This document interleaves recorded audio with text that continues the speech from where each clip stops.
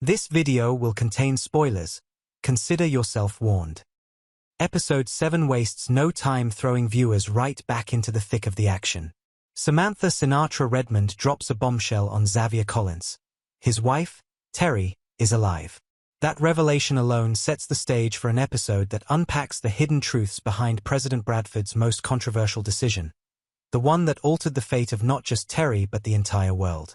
While Sinatra and her allies clearly have their own agenda, it turns out President Bradford has been keeping an even bigger secret. One that reshapes the understanding of what really happened on that fateful day. The catastrophe that led to the downfall of civilization wasn't just a single event but a perfect storm of disasters. Natural destruction pushed humanity to the brink, but the world's governments made it worse by escalating the chaos through nuclear warfare. Every major country was gearing up to launch its arsenal, and with resources rapidly disappearing, leaders saw mass destruction as the only path forward. The standard protocol for such an event, the Red Code, would have initiated a full-scale launch from the United States. But instead of following that expected course, President Bradford made a different choice, one only a select few U.S. presidents had ever been privy to. He activated the Blue Code. This highly classified protocol, originating from the Cold War era, had a singular purpose: to prevent global annihilation by triggering a network of electromagnetic pulses capable of disabling every electronic circuit on the planet. The decision neutralized all active nuclear weapons, including one that had been locked onto Atlanta, where Teri was located at the time. Without Bradford's intervention, Teri would have been erased in an instant. But the consequences of the Blue Code went far beyond just saving her. It meant countless others on the surface who would have otherwise been vaporized were now left to fight for survival. Sinatra argues that a swift nuclear death would have been more merciful than the brutal, lawless world those survivors now face. Bradford, however, saw it differently. He chose to give humanity a chance, no matter how grim the odds. Yet nuclear weapons weren't the only force of destruction that reshaped the world.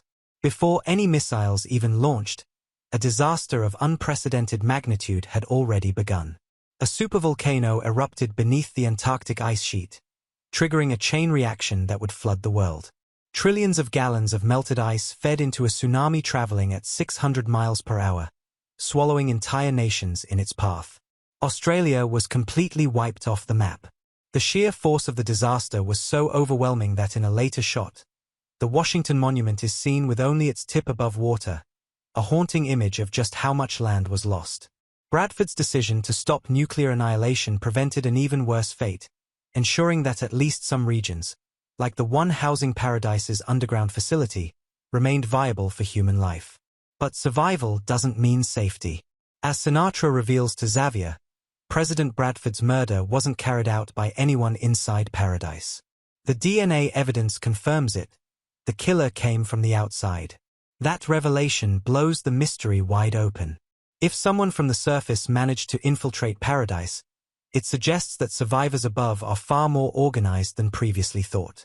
And if they found their way in, what else might they be capable of?